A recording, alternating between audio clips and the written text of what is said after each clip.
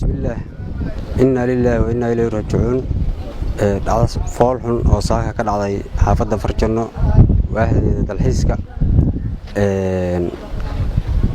gacan ku dhiigle hooyadii macnaha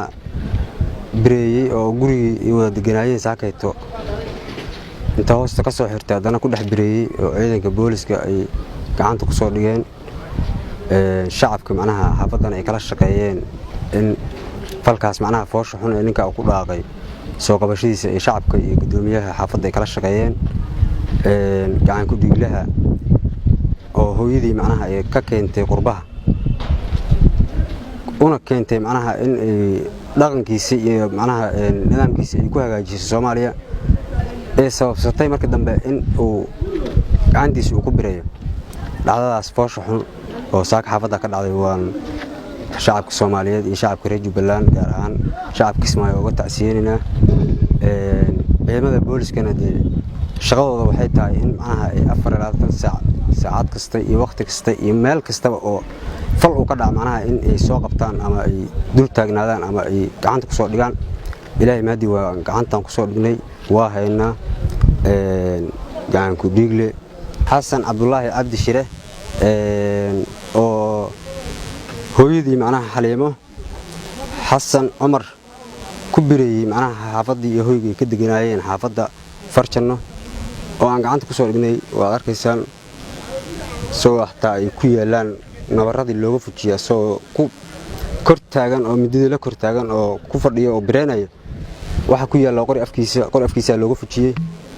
waa dhacdo xanuun badan waa dhacdo aan weligeed aan reer Jubbaland iyo reer Kismaayo midna aan soo marin marka booliskii soo qabtay iyo shaqadii macnaha wanaagsaneed oo soo qabanay waxaan leenahay shacabka reer Jubbaland maadaama macnaha dhacdaas foosha xun dhacday haddana aan gacanta ku hayno gacan ku dhiiglihii waa ilaahay maadiis waxaas weli macnaha baaritaankii iyo wixii macnaha maanan gudagelin laakiin markii aan si hordhaca aan baaritaan u sameynay ninkan waa nin qurbaha laga keenay aan dhammaan macnaha maskaxdiisa mid ayaa sababtay shaki iyo macnaha qaqaay oo ka shakiyay hooyadiis uu leeyahay aniga inay dhalima soo ogaaday iyo waxa uu buu akhrinayaa laakiin waa in aan dhammaan maskaxdiisa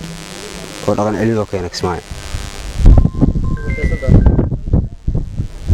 qaabta uu leeyahay mutaysanayaa maxkamadana macnaha la tigsan doona hadii la yiraahdo in hooyadiisa 17 sano ay soo korisay bireeyay Soomaalina ma anfacayo qof kalena macnaha inuusan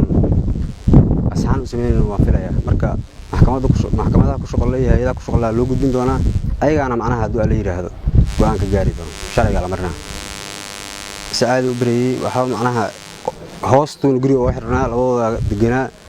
aduu qayladii dariskii iyo shacabkii iyo booliskii meesha ka dhawaay wixii oo dhan ba meesha joogu yiri boolisku waa guriga jibiyay inta guriga la jibinay waa bireenay marka dhacda saas ay u dhacday ma waxaas maamada markii aan meesha boolisku u tagay wax macnaha baalka ma lahayn